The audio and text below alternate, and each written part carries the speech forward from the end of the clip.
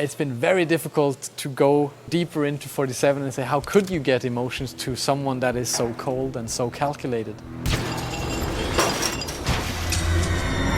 I think the appeal of a character like Hitman is he's really a blank canvas. There isn't a huge personality behind him. Even on a personal story such as Absolution, he's still very much an empty vessel for the player to put himself into. Well, we definitely have some legacy there. We have some long-time fans that expect some certain things from the franchise as well that we're delivering on. And but on top of that, the bar is moving all the time, so everything needs to be more epic in a way, and we really focused on that. Compared to the early installments in our game, this is the way most cinematic, epic experience we've done. The most ambitious project in IO, definitely. I think with all the Hitman games, you sort of enter this universe, and the rules of that universe aren't necessarily the ones that you live in, and you can sort of acclimatize yourself to that and live vicariously through them. We started up a very small concept team on Hitman 5, as it was called back then. We were told basically that everything was allowed. We kind of did 4 games in a row that was very much an evolution of the same game, you could say. They got kind of beefed up more and more, and kind of features got added, but still the general approach to the game was the same. So we wanted to see how much could we kind of tear apart everything and kind of rebuild all the features, the mechanics, and the way that we did level design and storytelling to something that was an improvement of what we had. The very start of the project is very hectic and creative. It's a wonderful time to be a concept artist because it's all about crazy ideas. We don't really know where we want to go yet. The story hasn't been defined. Everything is in flux. For us on the Absolution team, it was kind of a new approach that we had quite a lot of time and we had quite a lot of effort going into the very early stages with the story. So for Absolution, we wanted a more personal story, and we wanted it to revolve around 47 himself and him driving the story forward.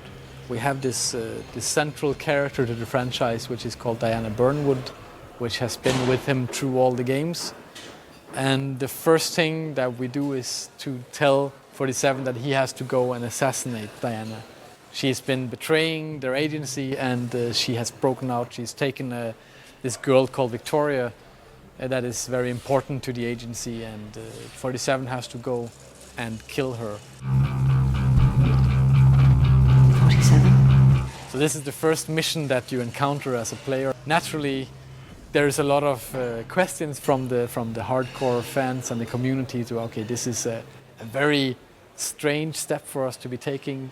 But it's also, if you look at it from a dramatic point of view, it's incredibly hard to take a character that basically has no emotions in what he does and say, how do we make this character have any kind of emotional response to something? And taking something that is very close to him and kind of exposing that is a way for us to also shake him up a little bit. It's a personal journey for Agent 47, and you really get closer to him and you really learn more about him.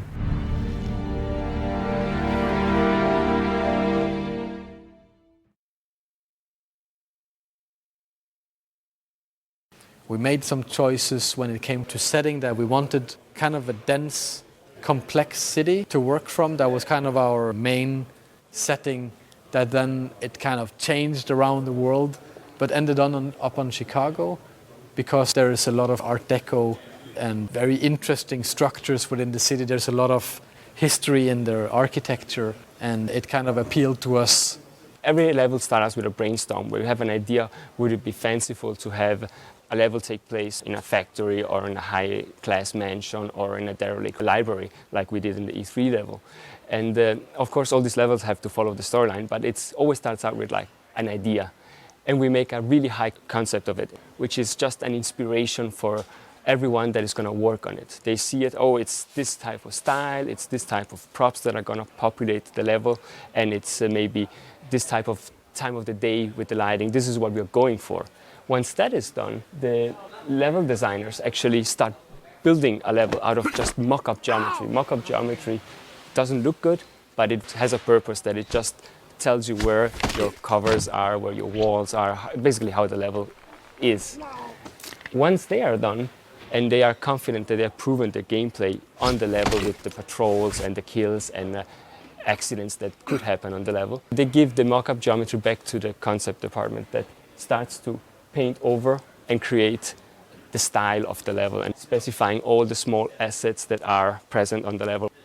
After we are done, the 3D artist can take over and start populating it. And at the same time also the character artist can take the character concepts and create the assets that will be on the level.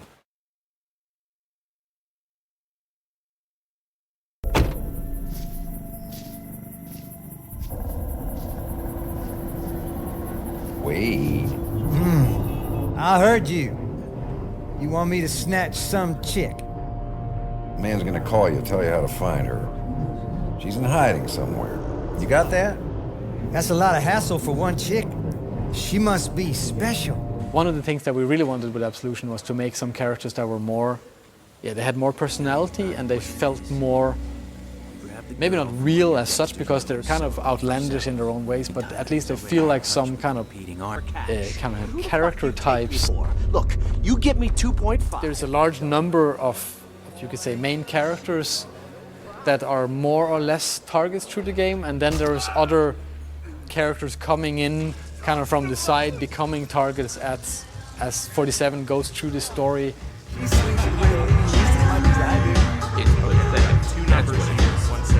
Some characters, they really bring up emotions in people, and I think this is one of the kind of the central points for us with Absolution, is also to get some emotions into the game, into not only the main characters, but also the NPCs in the game. Oyster sauce, brown rice, broccoli. I think this game excels in letting you be like the fly on the wall. Like you just walk into a room and then these people are doing their thing. So if you don't disturb them, they will actually have their little conversation.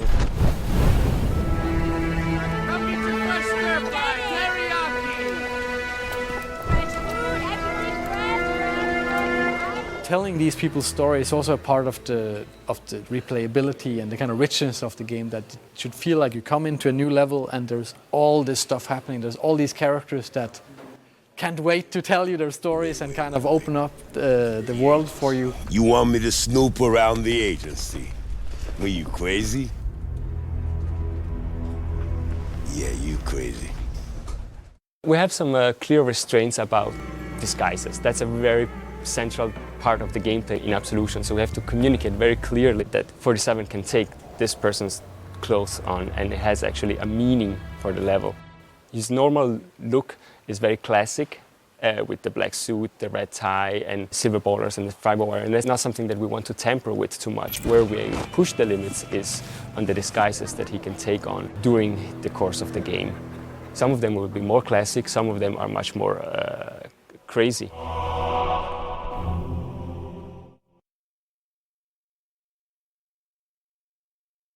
When it comes to inspiration, we're very inspired by movies in general.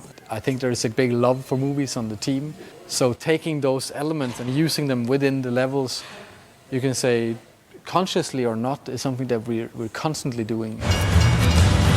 We have these kind of what we call the driving montages when he goes from Chicago out into Hope, which is inspired by classic road movies. And it's giving 47 kind of a different side. It's adding to his character, that he's doing things that you haven't really seen him doing before. Can you talk? You're not going to believe this. Tyler asked me to go to California with The script has gone through a lot of revisions since I've been on the project. When I first came on, it was written mostly in-house and by one of our main dialogue writers, and a lot of scenes were being rewritten by Tor himself. Our creative director stepped in at one point and wasn't happy with some of the scenes, so we ended up farming the script out, and it came back and it matched the gameplay, and we were really happy with the new version of the script. We got to LA to shoot it. We broke it down into the different scenes, of course, and got ready for shooting. And once we were in LA and we had the actors on set reading the dialogue, we also found a lot of moments that we could plus with just a little bit of interplay between the characters and build the scenes up a bit more than just straight off the page. then once coming back, so many changes in the gameplay and some levels being cut and some new ones being added. The story had to follow along, so some story moments got changed and revised and some got cut completely. The animators could change quite a bit by changing like arm movements and lip sync and stuff like that, but sometimes we had to redo like full movements, and then of course you'd go down in the basement to the mocap studio and then re-mocap stuff. And there's also like brand new scenes that came up that would be redone. I think all manner of changes are very normal for the gaming industry. It is oftentimes a bit of a trial and error process because you have an idea, but until you can really see the idea on screen, it's difficult to say, yes, that's exactly what I had in mind. I think the amount of changes that we had on this project are not normal for a typical project, but of the complexity of a Hitman game, I think it's a sort of par for the course, because it is a very challenging game to make. We're not just making a shooter and we're not just making a stealth game. There's a lot of moving parts to account for, and it's a very tricky balancing act. We have some really talented guys that just like cranking out page after page after page of really, really fun dialogue. And we all have this sad feeling that, you know, it's only going to be maybe 10% that will really get all of it, because this is made for the hardcore Hitman people that actually do play it that way. Because, I mean, if you just run in, start shooting a gun, they'll all react to that and they'll start shooting back. You'll never hear what stories they have to tell. So I think that's one of the layers, is you can play this game, you know, come in and say, you know, I'm just going to run through it with a gun and just shoot my way through everything, and you will have this experience. And you can say, you know, I actually want to spend some time here, and then you get this experience, and you can say, I want to spend a lot of time here, and there'll be like, you know, massive experience waiting in terms of what you can do, all the ways you can get to the target, and the stories you'll hear. You should transfer the goddamn Sorganash. Right, we need to make sure we got everything secure. Area secure. No sign. We've been trying to kind of pin down what kind of story it is, and you can say in one way it's kind of like a road movie, in the way that 47 as a character, he is kind of charging through the different scenarios, and he is just doing whatever he sees fit to take him to the next place and to find out whatever information he needs to do or whoever he needs to deal with in that location. We've spent a lot of time developing the story and tying it very close to gameplay and taking the user on a journey.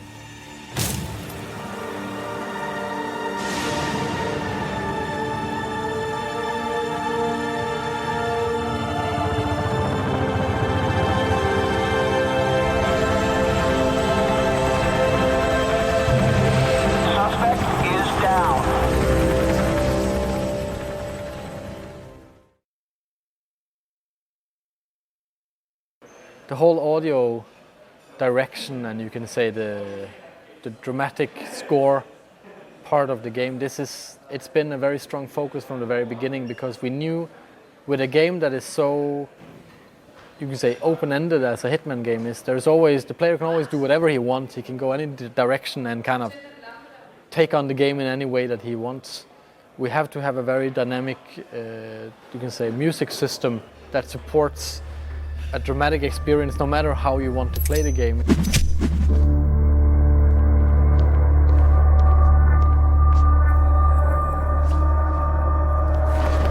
The inspirations for the Hitman Absolution game has definitely been the bigger Hollywood movie scores. We wanted to keep some of the epicness from the past installment of the Hitman franchise, and then we wanted to give it some added grit. So we both have the polished Hollywood musical score, and we have the darker, tense, aggressiveness. And those two worlds, when they collide, it supports Hitman Absolution in its best. Get away now! One of the things that really inspired me with the music production was the fact that it was a very diverse setting, which meant that it needed some diverse music.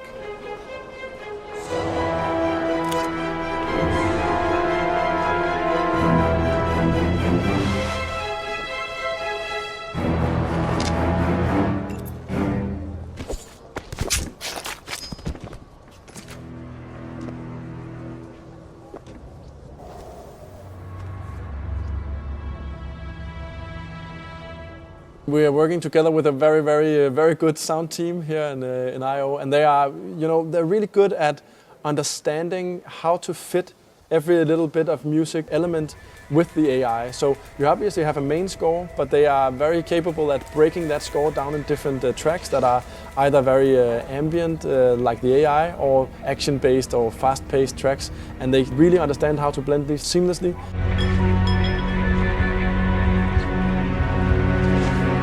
The music is tying into all the different AI states in the game, so whatever the AI is doing, if the NPCs get agitated, the music will follow them organically, and the more joining in, the more the music will kind of ramp up.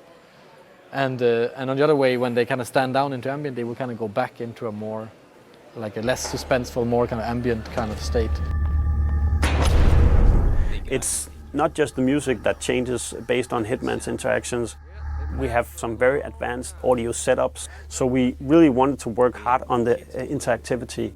What's important here is that the music and the audio will support the game best way possible. We love the low end of the frequency spectrum because that's one of the areas that is representing something mean.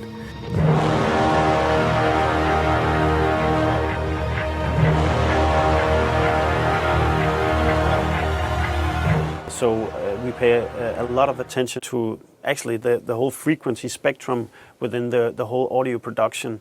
So it's not just a lot of audio getting thrown in there. We know that the dialogue is sitting in the mid-range of the frequency spectrum, and we sort of try to design the music and the rest of the sound effects design around that. Come on in here. Amos, clean, that better not be you again. I'm going to tell your mama you're here. So the way we use the dialogue is really to base the sound effects, the sound design, and the music around the dialogue. Because you can say a dialogue line in many ways. Come on, fucker, work, come on. The way we handle dialogue this time around has been quite different compared to the other Hitman games, in that we have had the opportunity to work with some really great voice talent from America. And instead of just doing a lot of ADR recordings, we were actually lucky enough to have them in the same room while they were recording the motion capture. We also recorded the actual voices. And that has brought a new level to our believability in the dialogue and the overall storytelling for our game. Hot sauce is a big hit, huh? I think the guys have been spiking their beers with it. Dialogue is the most important piece of audio in the game. It's not music, it's not sound effects. If you don't believe in the dialogue, and if it doesn't tell the story correctly, you don't have a game. For years, Diana Burnwood was my sole handler at the agency. She supplied information and secrecy, and I sold perfection. Together, we had trust.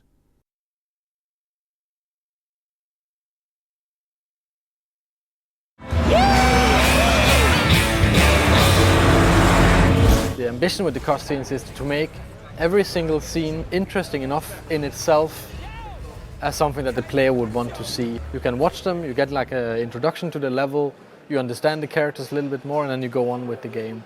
In a game like Hitman, where there is so much gameplay, there's so much within the game mechanics to challenge the players, the cutscenes also becomes a break between those kind of challenging gameplay moments. Damn it. Mr. Dexter is not someone that you want to mess with. I think cutscenes are getting better and better. They're actually much better at using the language of cinematography and like movie storytelling and making compelling stories and characters. And this is just a natural evolution in games to lean on what we've learned from cinema. We're actually treating it like a classical movie. We're trying always to have like these, really slow dolly moves and shooting from outside the doorway into the room and trying to have this like subtle treatment of it, and it actually works really well. We have like an awesome team of animators and environment artists and lighting and comping and the composers and sound designers. I mean, a lot of people are working really hard on making them. All right, what is it worth to you? Name your price. If they convey a sense of motivation to play the game, and we've taken a lot of care to add that to Hitman Absolution. It's all well and good to be given a task to go and you have to take out a certain target, but if you can apply an emotional reason or a really solid motivation to do that, it just makes it more enjoyable and a lot more fun to play. Now listen to the city. If anyone mentions the girl, you know what to do. I'll call you. Oh, yeah. You do that.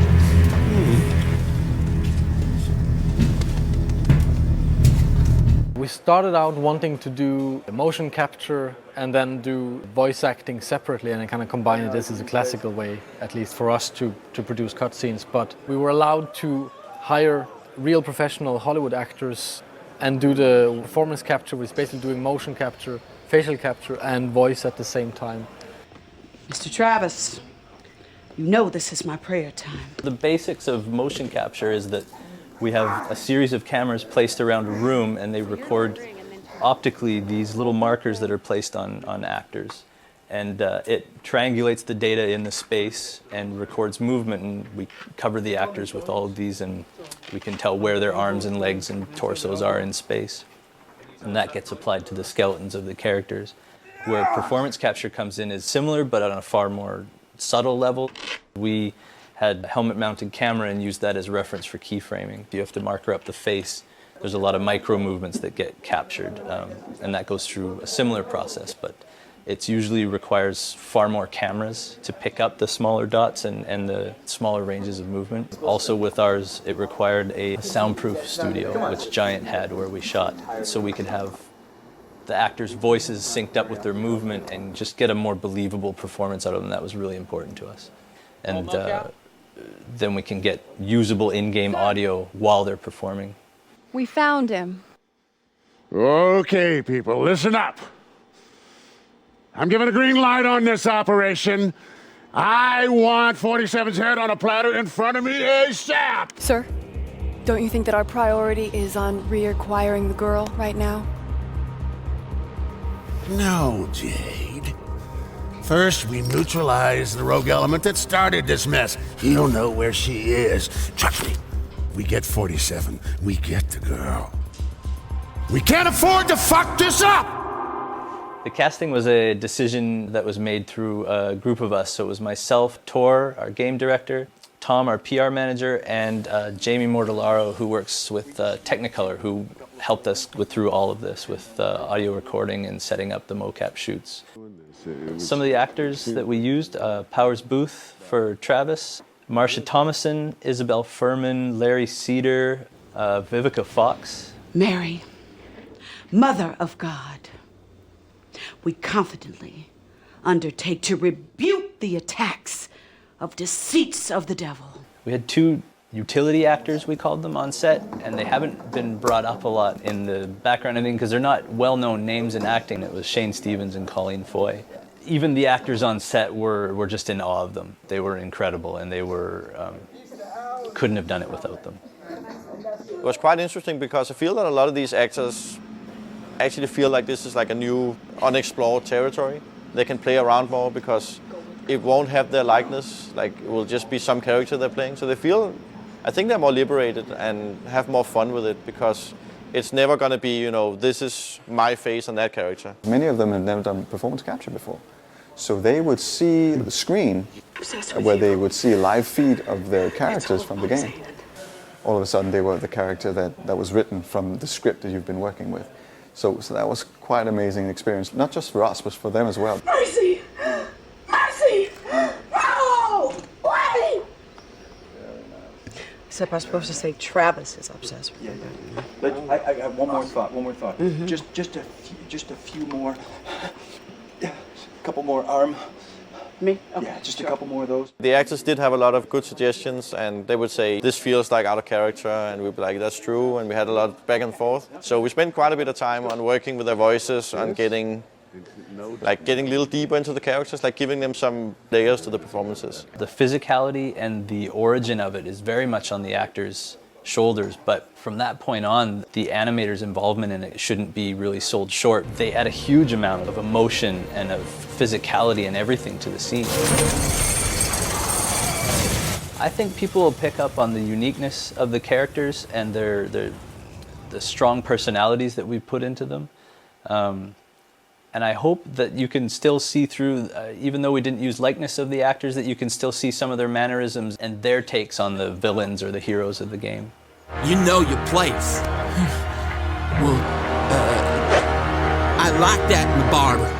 There's a convergence where the line between cutscene and gameplay is blurring, and it's a major goal for a lot of AAA games, is to have it as one fluid experience and not take the user out of the gameplay and really immerse them in the story and the characters and the universe that we've created. We've all been through it. I got your back. Don't worry about it. Yeah, thanks. Not again. We really wanted 47 to feel like he was unstoppable and that he was reliable. So as a player, if you control him, you could rely on him to perform the actions you wanted. And that if you screw up, then it's because you screwed up yourself, not because you couldn't handle the game or you didn't understand what 47 was capable of. We basically had to build up all the mechanics from scratch. So in a good way, we could then assess them and take things like very central features like the fiber wire mechanic, which was pretty iffy in all the games. It was, our fans, I think they refer to it as the dance of shame. It's like when you kind of dance around someone with a fiber wire getting into a crouch and up and trying to get into the sweet spot behind the guy. It's not, it doesn't make you feel like the most powerful assassin in the world. So we say, okay, fiber wiring someone should be easy. It's getting them in the right spot that should be hard. And this was more the approach to the whole mechanic side, that you should feel like a great assassin, but it should be about containing the situations that is the challenging part of the game. So that meant that on the mechanic side, we had a lot of work that we had to do. There's a change for all four.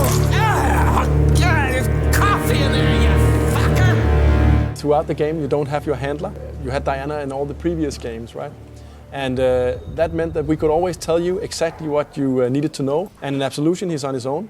So there are limits to what we can tell you, and if we want to tell you something, we have to introduce other characters like Birdie in the early parts of the game who can actually give you some information about what you're going to do. So what brings your mean ass to my home?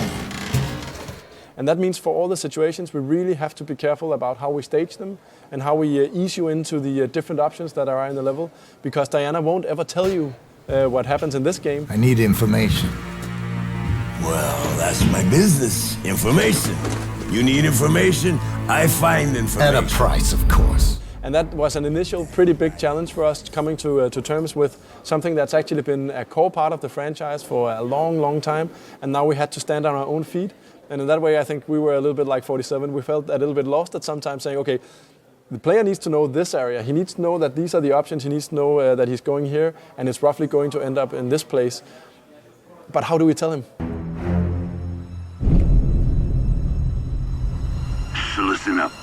Now the king hangs out in the pagoda in the center of town, where a unit of dirty cops guard his every move.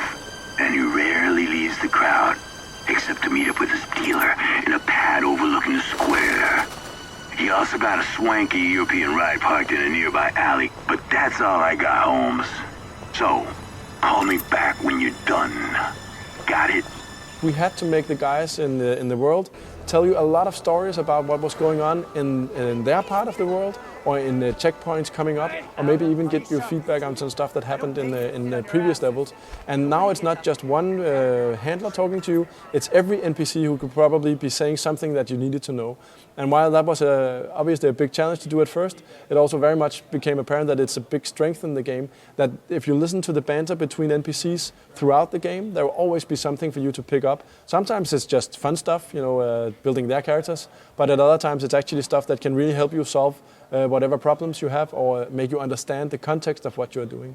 So we're really happy about how that turned out, even though it was a challenge in the beginning. You going down?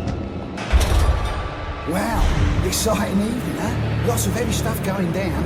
Heard it's all about one man. He must be a dangerous son of a bitch. Defining the range of 47's abilities, and at the same time also working with the early steps of the AI, saying just how far do we want to push it. Because it meant that the AI also, it's a completely different way that they can communicate with each other. it's far more realistic approach, that alertness will propagate through the levels as it would feel more natural. If you raise an alarm by someone in a corner, they won't automatically be able to contact anyone else unless they kind of yell out or they call on their radio or they run to get help.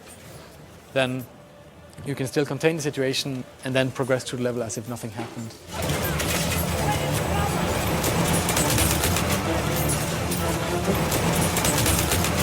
So early on, getting really focus on responsiveness, making sure that he was nice to control, that you had a very, very good feeling when you control 47, and then starting to understand what does it mean to be unstoppable. Are you a silent assassin, or do you want to kill everyone in your way? Both require exceptional skill to master. Well, I think at the core of everything Hitman related is the fantasy of being the ultimate assassin, right? And a big part of being the ultimate assassin is not necessarily to be the one who shoots everyone and then walks away. It's actually about performing the hit only on your mark, and the rest of the world doesn't know you were there. So that's a very, very big part of every Hitman game, and it's also a big part of Absolution's code of honor, if you will, that the best way to do everything is actually for the world to never know you were there. Snowman! But then, on top of that, there's the experimentation side where from that very smooth, very precise hit, you can transcend into madness, right? And the grayscale in between is actually where I also think a lot of the enjoyment of the franchise lies, that you try to aim for perfection, something goes wrong, and then you have to deal with all this stuff that happens. So I think the fans are looking for ways to try to aim for perfection, and then I also think everyone secretly hopes that there's also this room for error, which is also pretty fun. When we first got in the lethal throwing feature, when you could throw certain props and they would take out characters, that became an instant hit on the team, and everybody was trying to see if they could make it through the entire game just with a screwdriver or an axe or something like that. So yeah, it's full of moments like that. You can play it however you want. There's a huge stealth fan base that we cater to. They want to sneak around and take out the target and slip away unseen. And there's also a large group of people that want to go in guns blazing and get into a huge gunfight with car crashes and explosions and buildings on fire, and you can have all of those things. And that's what I mean when I say it's very much a blank canvas for you to paint however you'd like. One of the things we do on the team is that we actually get user sessions almost from the get-go. The second we have something playable, which we aim to do very, very early in the project, is also when we invite the first users to come and give feedback on what they're experiencing.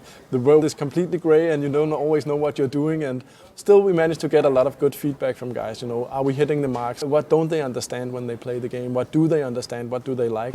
Maybe they just want to chill, They don't want to chill!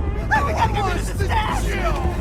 Whoa, you're freaking out, dude! In the beginning it's more one-to-one sessions, really getting into the minds of people, and later we ramp up and we have more people coming in and playing. It's more a broad perspective, getting balancing right, getting the difficulties right, getting an understanding of different player types. So we invite old fans of the franchise who've been playing all the previous titles and know everything there is to know about 47.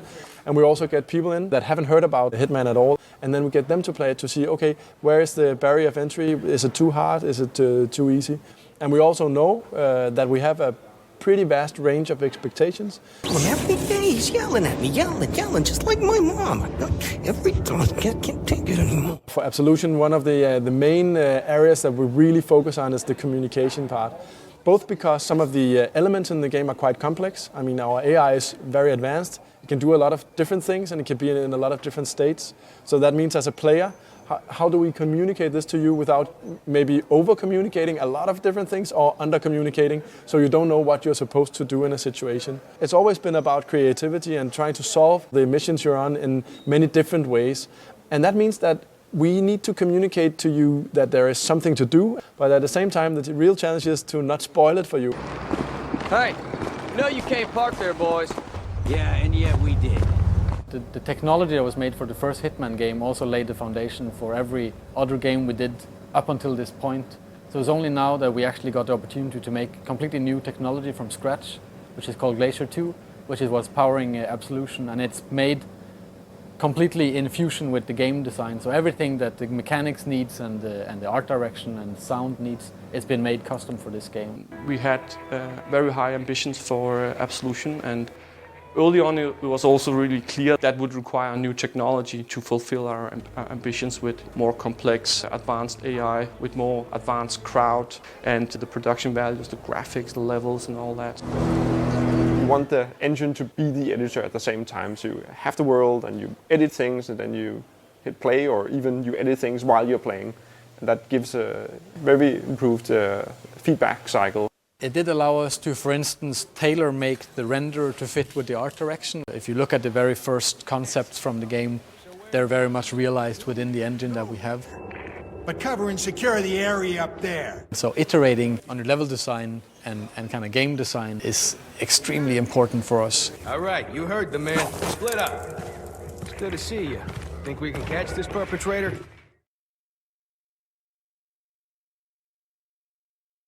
The alpha stage is the stage where everything comes together. You've done your pre-production, you know what 47 is able to do, you know what the AI is able to do, and now you start piecing together all the levels, building them first of all, getting all the assets in, if not polished, but they're in, right? So you know what people are saying, what characters are there, what weapons are there. Hey! Who's screwing about? This is the first time you really play it through and through, and also the entire game you start getting your horizontal slice where you get every level after one another. You get the cutscenes in, you start seeing how does the story fit with the gameplay. You see if you have some levels that need love in terms of intensity, or you can see that how they fit pacing wise. So if you've been hard pressed, as you know, in our E3 level, Run for Your Life, we really showed this, the police are now hunting you. After that, you also need a little bit of a breather saying, okay, relax, you're allowed in this place. We have a strip club, for instance, where you're pretty much allowed to roam wherever you want, and you have to do a hit as a pace change from being always chased by police. So that's the point in time in alpha where you actually start understanding the different elements, how they really fit together. Obviously, you know your ideas up front. I mean, we plan all this stuff and we talk about it, but that's when you see it the first time. And then we go into beta, which is about saying, okay, now all the stuff is in there. We believe we have the pace in the game as we wanted to. We believe that we have the different events mapped out as we wanted, and the gameplay feels varied when we look at the game as a whole. Every line of voice acting has to be recorded by real actors. Bertie was right. He's in Hope, South Dakota. And the girl? She is not with him. 47's moveset is final and complete. You go into the details of the minute or by minute actions, or the sometimes second by second stuff. Sometimes gameplay wise it kind of fell off slightly, so then we had to pull back and say how can we kind of refocus the level into something that is more interesting to play and more engaging. And for the AI, you know, how long they give chase. So how should that play out? Second by second, not just mechanically, but what is he saying? When does the voice actor start upping his projecting, telling you to freeze? All that stuff we start fine-tuning at this point. Who the hell are you?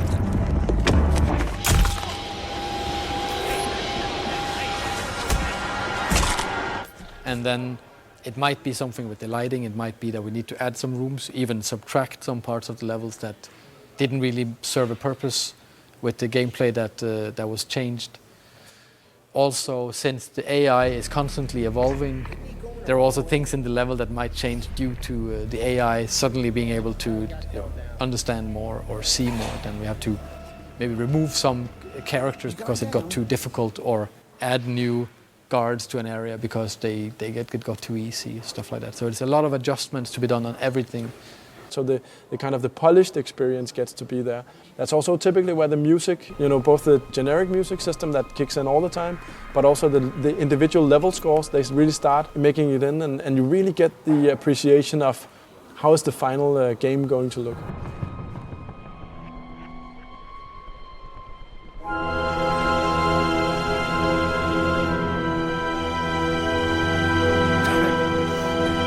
At this point, it's about understanding the entire thing, the whole, if you will. So the connection between how the AI is working now, how 47 is working, how the levels are coming together, what the player understands at that point in the game, how good is he at this point in the game, you know. Because we constantly have to raise the bar a little bit, make the game a little bit harder. As you progress, you start understanding the game better, right? So at the moment, we're really trying to understand, you know, at what point in the game do you understand these concepts completely, and we can start playing with them or turning the tables on you. So balancing it and also saying, okay, we focused very much on one difficulty level, now it's focusing on all difficulty levels. So making sure that the experts really get their match, and also making sure that people who maybe just be there for the story, that they also get a good and meaningful experience. Now while we're in beta, it's much more a qualitative milestone where all the directors are extremely busy with the team, working, you can say, quality into every single moment and every single level of the game. We also had new findings both from the team, and every week we do new user research and new external feedback on the levels that we also feed back into the backlog, saying that these are things that now we have to address. We have a number of levels every fortnight that we put into focus, and then from a direction point of view, we will set some high-level goals, and then during those 2 weeks, the teams in those levels will be working very closely with the gameplay director, art director, audio director, and myself in finishing off those levels into a proper beta stage. And then when that's done, we will move other levels into focus. So we'll get through everything in this kind of beta phase. It's a negotiation who has to cover certain kind of story gaps or transition difficulties, you could say. They would say, okay, the level guys will say, oh, we'll deal with that in the cutscene. The cutscene guys say, no, it's not going to happen. We can't do that. We don't have any facial. We don't have the scene itself. Whatever reason, it might be too expensive, or we don't have time. Then it's okay, fine. What do we do? Do we do it with the GUI? Do we do it on the level itself, just making a sequence that leads up to it? So these are all negotiations that we'll have to take with the team and finding the best solution. Of course, everybody just wants to make something that is great. So they're trying to kind of push themselves as far as possible, but I mean, sometimes it's just beyond the breaking point, right? And I mean, we also want a team that can survive the entire beta phase, and ourselves included. It's just wasting our time, to claiming it fixed all the time. They have to check it in a build to see that it works, not in the editor. I agree. And then general beta deliverables, you've got pigeons are strange. What was that? Is that an observation or a task? Okay. Pigeons are strange when you're a stranger. Everyone is working long hours to make the game happen. It's a point in time where most of us are actually pretty tired. I don't know if I look sleepy, but most of us are actually.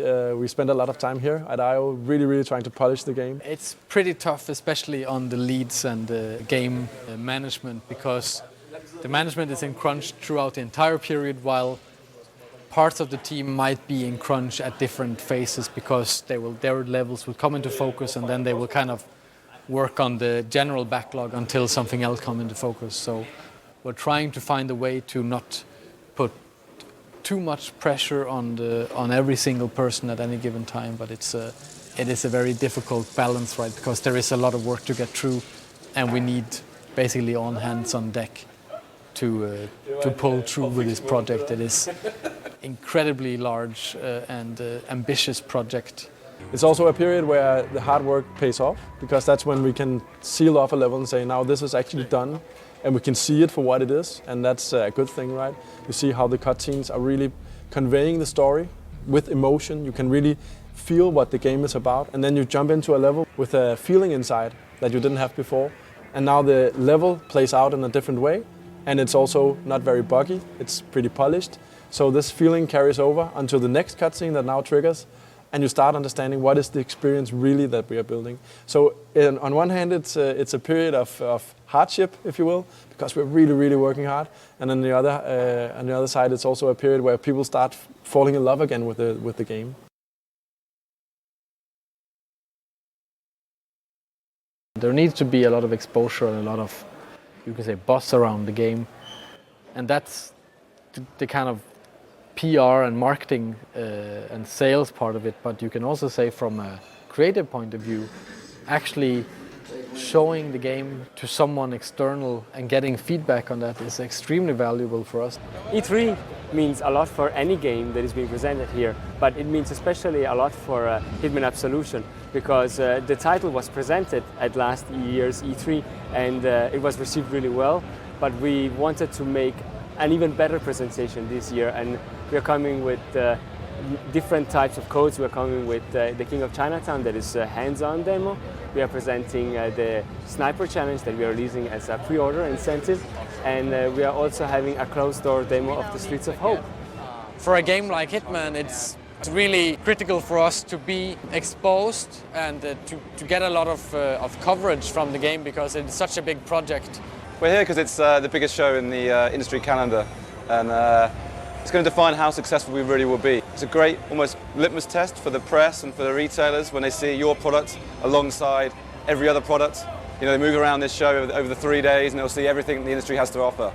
I think you have to be at E3 simply because that's where all the key influencers are. So you have all your key media, you have all your sales guys, you have everyone who may have an interest in your game apart from consumers are here. So everyone needs to be here just to show off the game, just to get a lot of buzz and a lot of coverage out of this thing.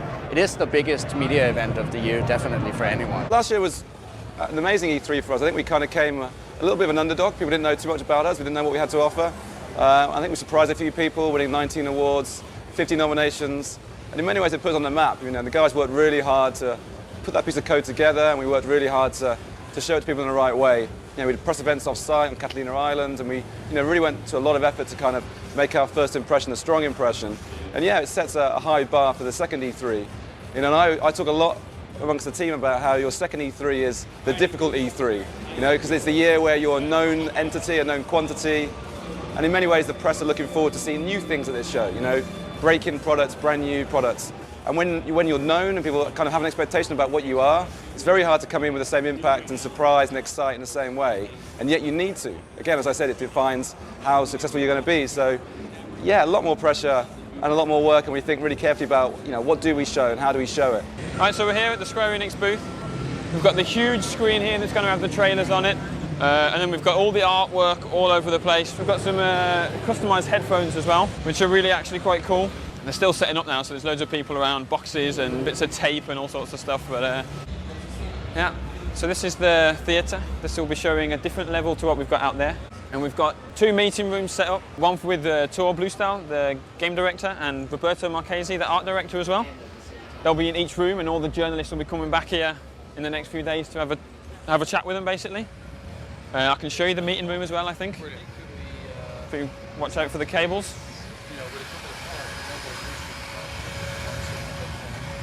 So you can see on here, we've got the little logo on the wall so you know where you're going. And it's the most air-conned room you've ever been in. It's extremely cold. We've got the trailer running and of course the seats there to sit in, and the same artwork on the wall as well. That's pretty much Hitman at E3 so far. I have a little office in the back of the booth where I think I'll be spending most of my time in here. I won't be seeing any of the glitter on the floor. Oh, the next few days are going to be extremely packed with interviews and presenting the code to journalists, and it will be very intense. I'm going to do tons of live shows, IGN, Machinima, etc. Obviously just to talk about our new game. I'm really, really excited about that.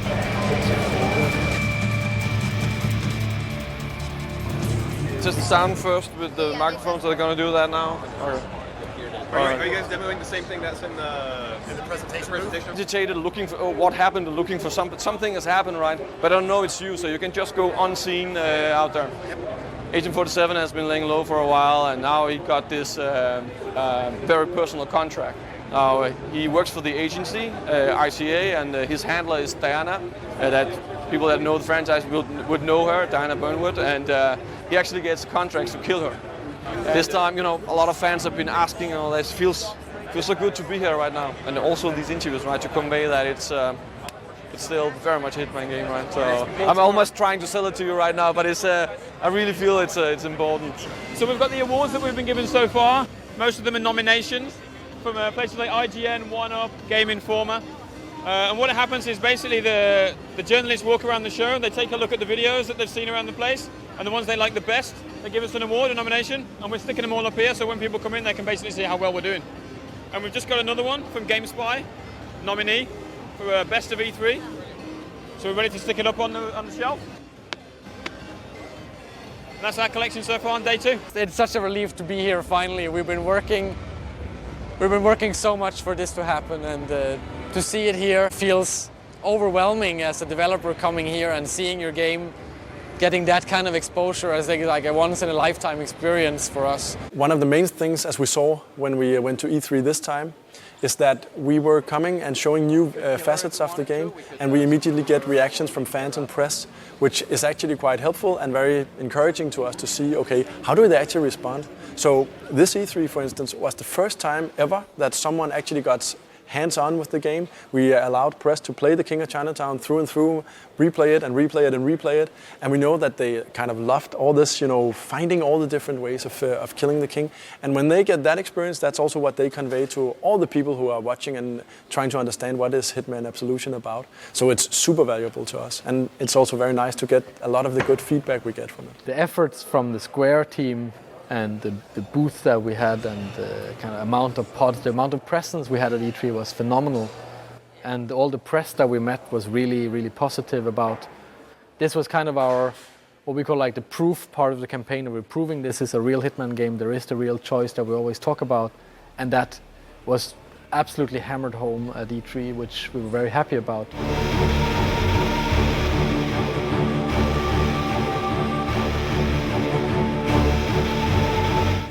Well, we're here in Cologne to show off the last missing piece of Hitman Absolution to the press, which is contracts mode. There's a lot of journalists in here right now. I think 270 journalists from across the world, so pretty exciting. It's super exciting for us. This is, we believe, what we call the exciter of the project. 10-4. Someone bring me the blueprints for this place, for Christ's sake. You always need something new and exciting when you release a game that will make people talk about it. And we've been showing off things that are more or less like the old Hitman games, just kind of expanded upon everything.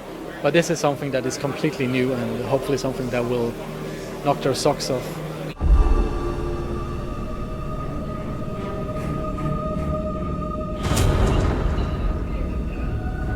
People loved it. I talk to a lot of guys right now and they're really surprised actually, like, this is something new, this is something fresh. We really want to play that, so couldn't be better. And that's why we kept it, you know, as the last puzzle piece to add it on top of what's already awesome, right? So we're in a good spot right now and I'm very happy about it.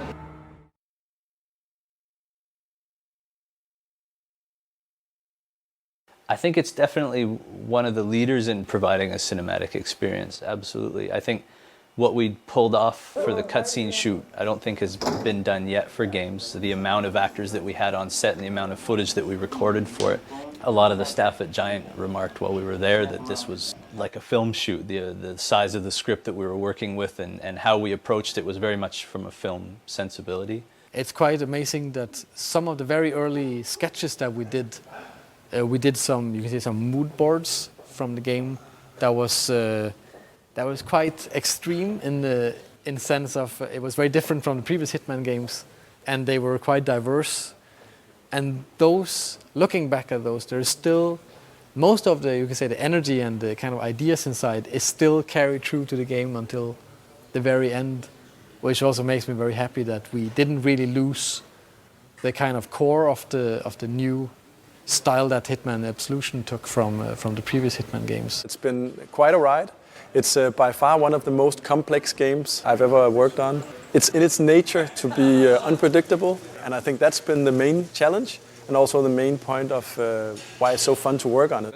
At times where we are limiting ourselves quite a lot is where also the best ideas comes up, because we know if we have very little time or we have very little resources to do a specific part of the game, all these kind of alternative and interesting ideas come up and say, what if we did this and turn everything on its head? I've enjoyed the team immensely. We've got an incredible group of animators working on the team. Going to LA and doing the shoot and working with the actors and the staff and just everybody there has been absolutely a highlight of my career. Learning so much from the actors there. We couldn't have asked for a better cast. Everybody was so interactive, and when their shot was over, they didn't just leave the set. They were there and joking with everybody, eating lunch with the whole crew, and it was just an amazing opportunity. It's very powerful as a motivating factor for all of us working on the team to see people caring so much about the game, because you can say it's a commercial product that has to be released and it has to make money, but on the other side it's also a piece of entertainment, and it has to entertain people and make them happy and challenged and moved, hopefully. What I hope is that a lot of players get this experience of, okay, this happened, so now that happened, so now I have to do this, and then I hide in here, and then this happens, and I find this item, and then this happens. And that they really understand that at this point they are playing a game that is their own experience. I think of it as a niche game, a game that hit the assassin nerve where you're the predator and you can sneak around in this sandbox environment and have different ways of taking out your opponent. And I don't think any of the other Assassin's games that have come up since, any of the other stealth games quite hit that just yet. So we kind of still have our own little thing which is quite unique for Hitman. Really like it when I see people doing stuff they didn't expect to do in the game. So they have plans, something happens, and then they did something unexpected. That's the best part. While you're working on it, it's basically nothing, right? I mean, the game is nothing until it's on a shelf. Then you can say it's just a dream, and it might be a dream that is more and more kind of actually being real. But unless it can actually fit on a DVD, run at the frame rate it needs to run, comply to all the TRCs, and being pushed through distribution and everything, then it's done, right? Then you can say, now let's get on with our lives, do something new.